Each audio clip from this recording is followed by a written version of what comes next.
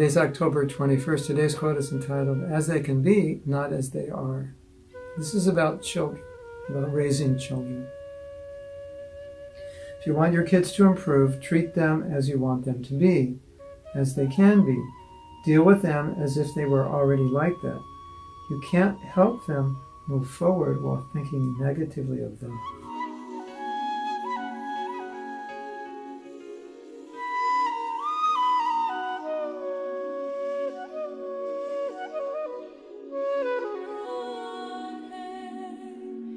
Do you realize that many of the people who ended up in jail were told by their parents that you are good for nothing and you're going to end up in jail? Isn't that amazing?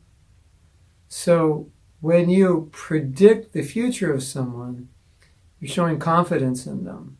You're saying, I know you're going to be like this.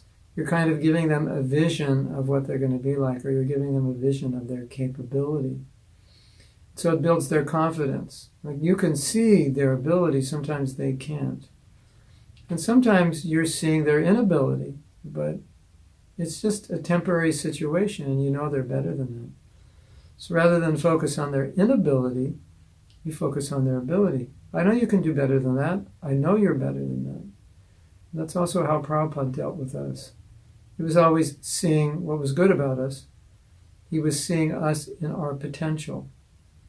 And therefore we lived our potential because that's the vision he gave us of ourselves. So the same way with your children, you want to give them that vision, but you don't want to do it in a way in which you're comparing them to others or you're demanding that they fulfill that vision, because then it's not going to be pleasant. Then they may look at that vision in a negative way and they're not going to want to achieve it. One parent told their daughter, said, a lot of kids your age are taking drugs, but I know you're better than them, and I know you're not going to do it because you're too smart to do it. So he reinforced this idea of trust and reinforced this idea that she was too smart to allow herself to do those things. And I think that's like a perfect example. I know you're too smart. I know you're too aware. I know you know too much to do the wrong thing, and I trust you to do the right thing. And then when kids are in that situation, they're going to remember, oh yeah, my parents trusted me to do the right thing. They believe in me, I'm going to do it. It's a very interesting phenomenon that in the world of recovery, the 12-step program, one of the main principles is to forgive. Because there's a lot of people in the life of alcoholics that were negative influences. So in a sense, and this may not make sense exactly to you, but think about it.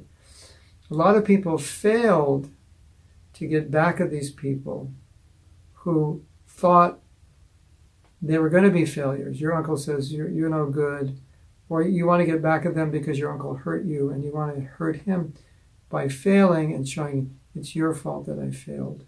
So there's this very negative, dysfunctional kind of relationship.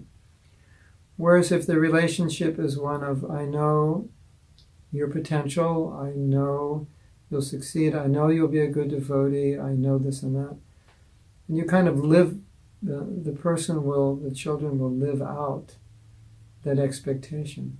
So are expectations good? Are they bad? Depends how you present them.